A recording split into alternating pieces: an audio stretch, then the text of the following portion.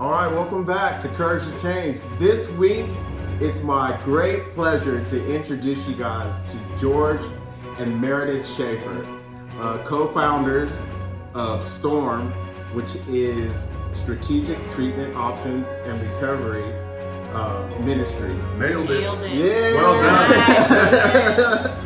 And they're also devout members of the Victory Church and co-authors of Mad Cow. Okay, thank you for your guys' time. Hey, thank you. I'm so honored, to be in the presence of you guys. We're talking off camera, and I was telling you about how I've been chasing down the breadcrumbs leading up to this moment through Mitzi, Joey, and Peyton, and so here we are. It's God's timing. Yes. Right? Yes. And so I want to start off with you, Meredith. Okay. Because that makes sense. She's way more interesting. Right. Well, this is why. Because I believe that when it comes to addiction, and it's always about us. Yep. It's the addicts. Yes. Either when we're active in addiction and when we're coming out of it. Yeah. So I want to get some background from the other side first. Because I want to know who is Meredith?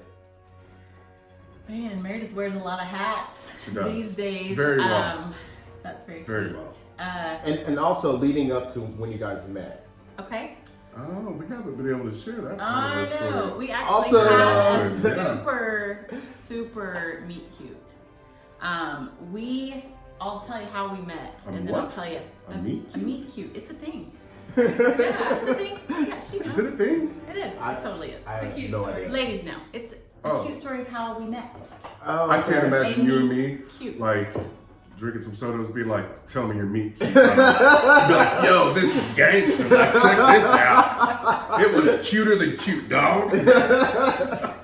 Moving on. Okay. You're going to edit that part. Please do.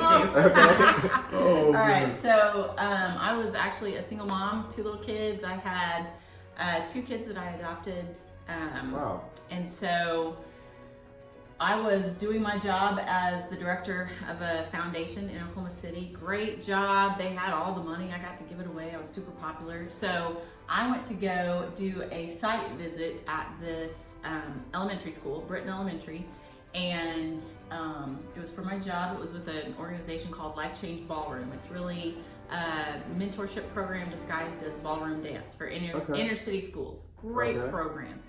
Here is this giant man in camo who, it turns out, he is one of the volunteer ballroom dance instructors. Wow. So I would he's have all- never thought I did that all the time.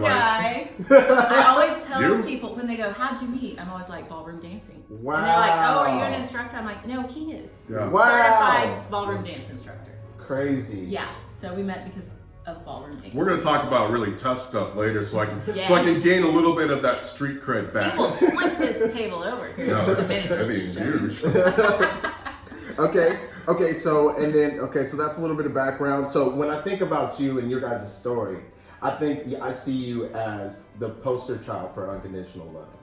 Amen. When it comes to Amen. dealing with, Yes. the trial that you guys had to endure, and enduring it and coming out of it on the other side with all of this, with S.T.O.R.M, the book, and then also, so I asked you, how long have you guys been married? It'll Almost be 9 years. We Awesome. sometimes have to calculate though because we're like, is it 25? You can always tell if I'm doing math because I look constipated. And it seems like we've done so much, Right. in you just have. a short amount of time. But honestly, I'm not the poster child for anything. It is just God's grace. Right. There's no other way Yes. to explain it because it wasn't my love that helped. It was God's love. Right. I mean, that is the only kind of love that is strong enough to weather addiction, to weather the agoraphobia and the panic attacks and the depression and him getting medically retired and losing his identity. You know, he was in the military for 15 years and then he was suddenly retired and there was no purpose anymore. And that brought on a whole new phase of depression and agoraphobia. And it's the grace of God that kept us from sliding back even into addiction. He's but so good. it's his love. It is not Meredith's love. Meredith's Right. love is not big enough, strong enough, wide enough, deep enough, but God's love is. Well, you are definitely a good example of unconditional love. On some days. Catch me on the wrong Most day. days. Most days. Man. Most days. Some In days, regards to your story, God is just good. that's what's up. That is it. Okay, so George. Yes. Okay, so background. So I did a little research. Okay. You started your addiction behavior started at 14. Yes. And then Yes. the onset of the PTSD and depression came from the military and the loss of your friend in combat. Can you talk about that a little bit? So I wasn't there, and it's so funny you say that because we just got reached out by another veteran who is struggling with survivor's guilt. My friend was one of the, it's a complicated story. He was a staff sergeant when I met him. I was a corporal. It was his first time in a line unit. And he had, he asked me to kind of take him under his wing, which a great leadership principle, you know, because he had not been in a line unit. He'd not been in a forward unit like that before. And he had lost some of that training that, you know, if you don't do it all the time, like land navigation and stuff like that, he had asked for my help. And when we went overseas, everything was fine. We came back. I joined the National Guard on my way out of the military, and they weren't supposed to go back, but they ended up getting the call back, and that's when he was hit by an RPG. He survived, Okay. but I struggled with a lot of guilt because I wasn't there with my team, with my squad, with these people that I developed intimate relationships with. And that's part of the message of mental health and addiction. Man, you don't have to necessarily be, but not to discount from those guys that are. You don't necessarily have to be the guy that's in the firefights and runs over the IEDs or gets hit with RPGs to sustain mental injuries. So that's what I'm blessed to share. Man, I am not, there are too many heroes out there for me to exacerbate a story. The time that I served over there, it was scary. We had scary moments. Missile alarms all the time, that plays on it, that wears on it, but I am not some G.I. Joe type of dude that saw a ton of combat. And I think that's really, really important because what we're seeing now is a lot of people having these guilty thoughts and the depression and the anxiety and the difficulty sleeping and the nightmares and the night terrors, but they won't get help because they don't feel like they're honorable enough to be labeled with the term PTSD. But now what the mental health professional community is understanding now is that a lot of it has to do with your coping mechanisms as you're growing up, the environment that you're growing up with. And especially if you struggle with addiction during those times, like I did. I used addiction, I used crystal meth at the time, I used cocaine, I used marijuana, I used alcohol during those formative years as I was growing up, which eliminated my ability to learn to cope with life on life's terms. And it's an epidemic. There's an epidemic of mental health issues. There's an epidemic, obviously, of addiction, like you talked about. And these are some of the things that we have to bring to light. You don't have to be ashamed. You don't have to be condemned because of your story, wherever you're coming from. Man, there is hope, and that hope is the gospel of Jesus Christ in our program of recovery. Yeah, that's good. That's good stuff. Good. And PTSD, you know, we've run across people who feel bad about even saying they have PTSD because they didn't serve in the military. But it's not just military people who are affected with PTSD. It can be from a car wreck or an attack or some traumatic event. Exactly. And so, you know, there's no shame or stigma. The shame, there is, the but shame, not for long. Right. Well, the not shame is not reaching out, like not getting help. That's not that you should feel ashamed, but that's where, like, it just breaks my heart that people are dying every day and they don't have to be. There's help. We just all have to kind of pull each other up. We can't do it ourselves. Like we were talking off camera before we started, like fear. So we to confront fear, we have to talk about it. And that loosens its grip on us. So so now you're okay. So after you come back out of active duty, You start spiraling down and coming to your bottom, I would say. Yeah, I was still in active duty. Oh, on okay. active duty at the time. Yeah. Okay. Yeah. He was for the functional. treehouse. Wow. He Okay. was functional until he just wasn't. Yeah. Right. Yeah. Okay. I like to refer to so when I think of your bottom as the treehouse. Yeah. Okay. So when I think about a treehouse, I think about a sanctuary for a kid. I think about a place to escape. I think about a place to create. For you guys, that treehouse has become a staple, a foundation and symbol of redemption, recovery, and restoration. Right. Yes. And so I love it. And I love seeing those pictures of you guys standing next to that treehouse. And it gets me emotional and it gets me fired up to want to do life. And be the best at whatever it is I'm trying to do and conquer whatever it is, whatever life challenges is facing me. So what I want to ask you is, when you were at that point in the treehouse, what did Meredith say to convince you to come down and get some help and surrender? This is part of my favorite part of this story. I have no idea, and neither does she. Wow. The way that she describes, so the time leading, I can tell you about the time leading up to it, when she, I was, for one of the very first times, I was presented with the Facade of Peace. The manufactured version that the enemy would like me to have embraced as peace, because finally, the depression was going to be over. After 12 years, the depression, the 15 panic attacks a day, the waking up in cold sweats, terrified. I mean, terrified. And nothing around me was going on. The wreckage that I was causing in my addiction, everything that I had been doing to destroy everything around me, and the guilt that's associated with it, all of it was getting ready to end on that morning. As I drove to sporting goods store to find the specific caliber of shotgun bullet that I needed, or cartridge rather, that I needed. I experienced a facade of peace that I had never experienced before, a manufactured version of it. And when I took a handful of pills, took a gallon of vodka, I took up a notebook and a pen, and a loaded shotgun in my kid's treehouse.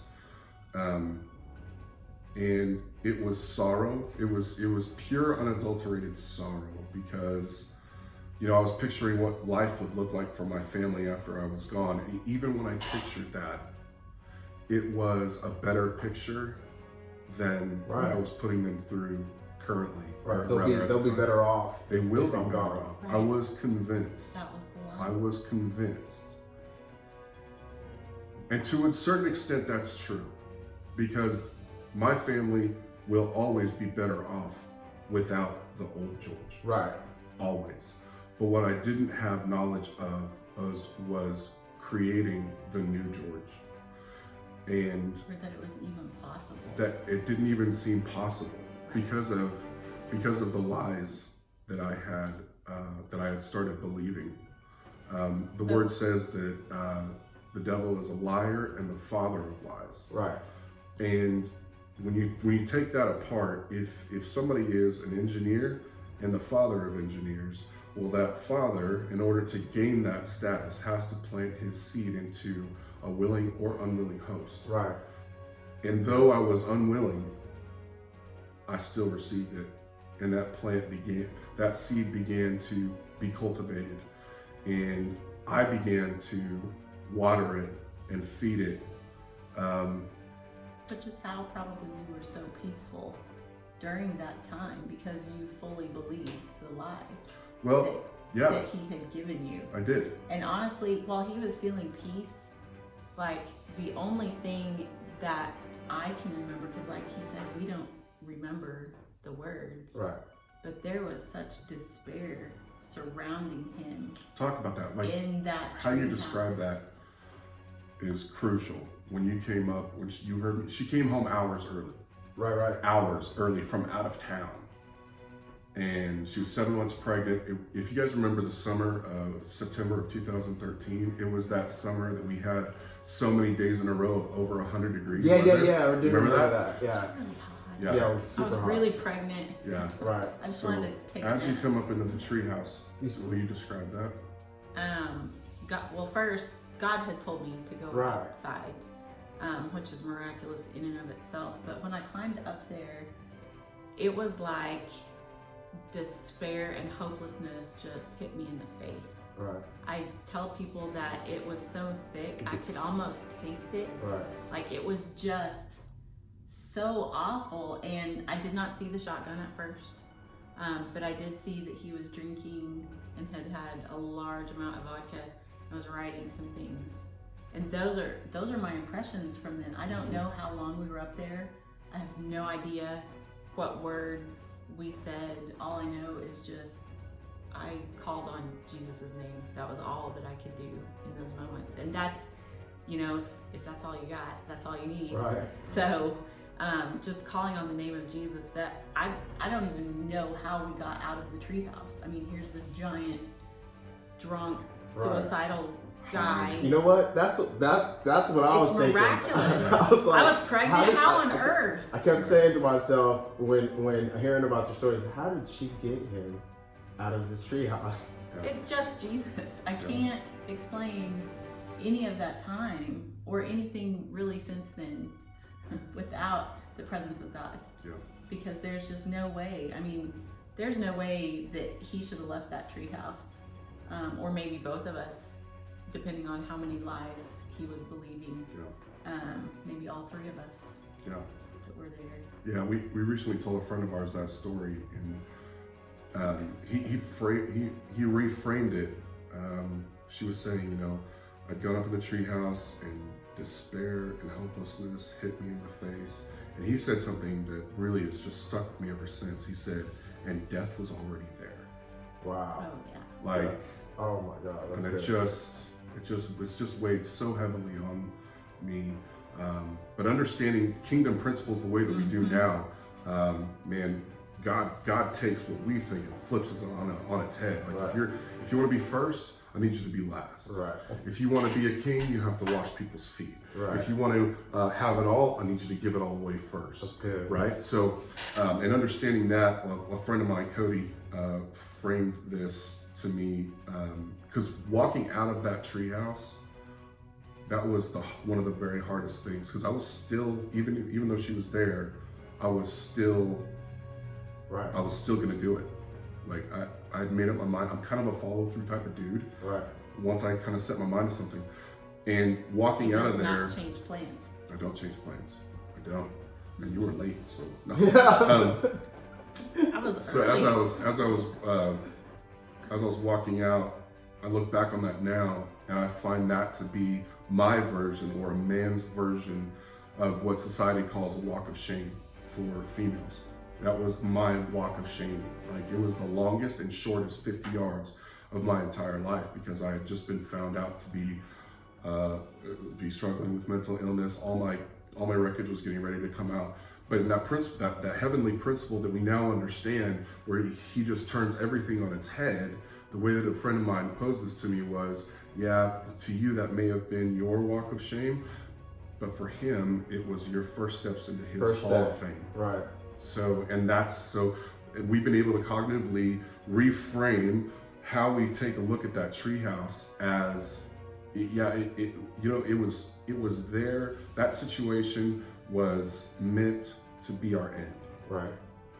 But God took that end and made a new beginning out of it. Yes, that's and it's good. the very platform that he used to launch this ministry. The thing that we didn't want to talk about or think about or ever go back to is the thing that he has so fully and completely restored in us, and we walk out every day that it's still like we're still being restored every day 5.5 years later. Yeah. Like he has more restoration for us. He's not done till good. our dying breath. He continues to restore us, but that is the thing that he used to launch a ministry where we get to go back to other people's tree houses, pull them out, and help start their restoration process too. Man, that's just the goodness of God. Yes.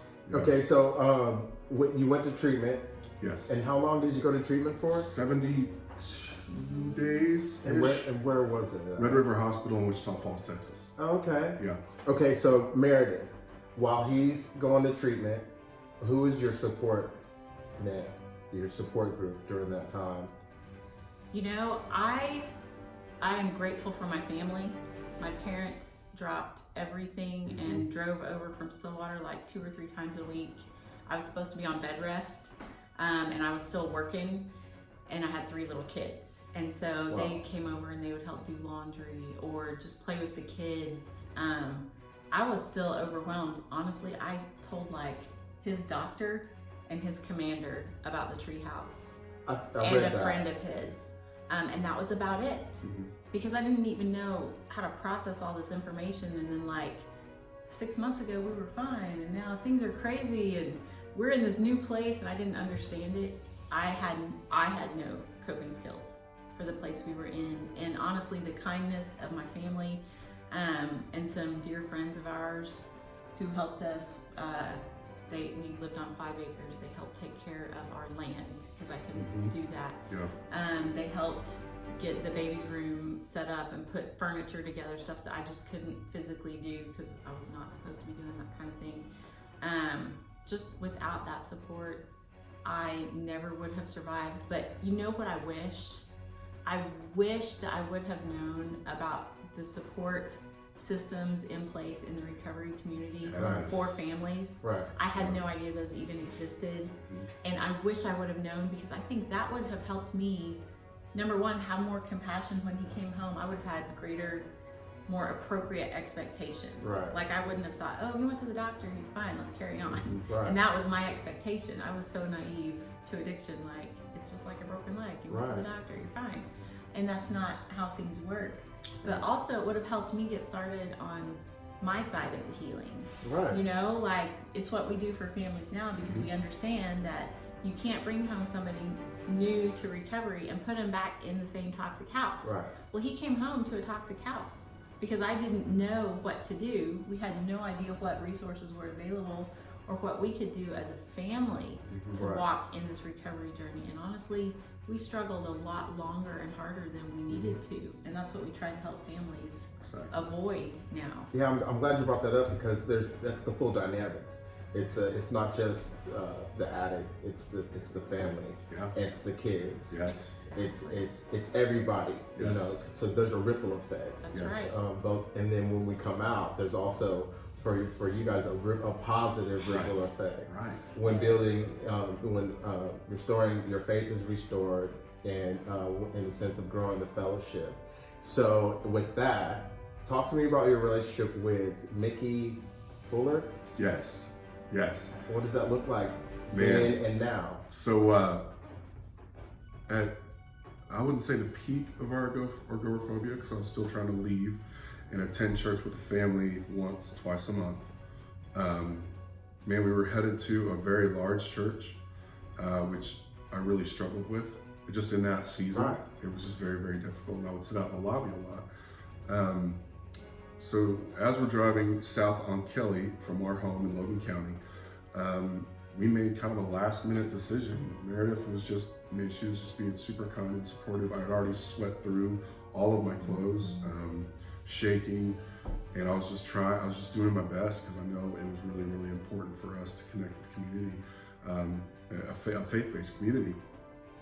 So we made the decision to pull into this church that was just on the right hand, it was on the right side of the street, and we just zoomed in there, and Mickey was the guy that, so there's a group of guys that kind of overwatch the church and make sure things that go okay, and that group was congregating in the lobby, and then I walked in, covered in sweat, shaking, and I was wearing a Ranger Up shirt, but on the back said something to the effect of, "Go ahead and treat me like a second-class citizen.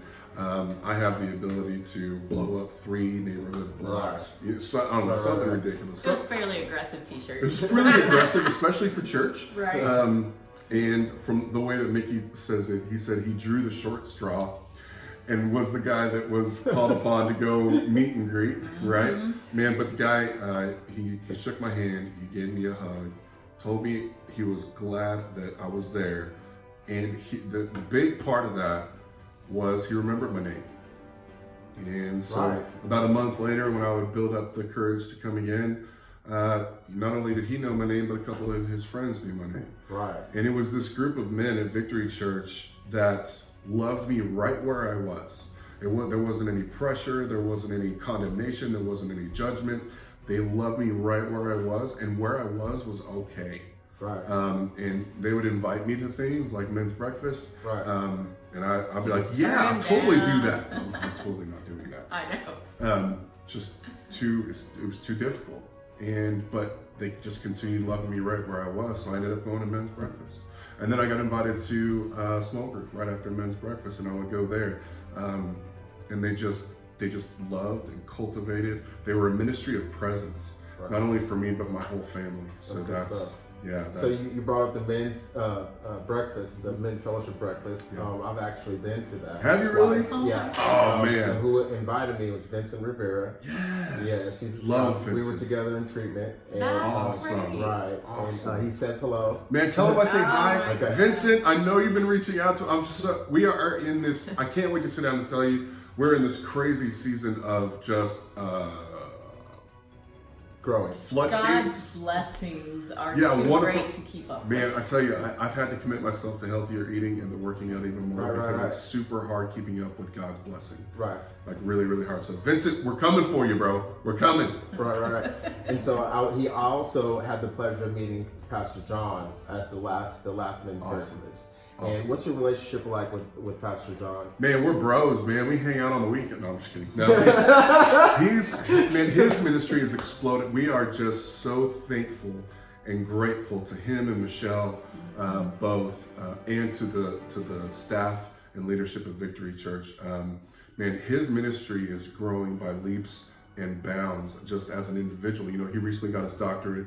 Wow, He's okay. working during the week down in Dallas for, I believe, Gateway Church, Okay. which is just this He's massive. president He's of the the president of the university there. There. Wow. So he recently spoke at Life Church, Yeah, I saw him in which the was front row. only the second Saturday. outsider to ever speak on stage at Life Church. And from what I understand, it's either this week or next weekend, he's taking the main stage at Gateway, which is just a big, big deal. So, Awesome. So he is doing great and wonderful things nationwide. And I'm just trying to focus on being a better father,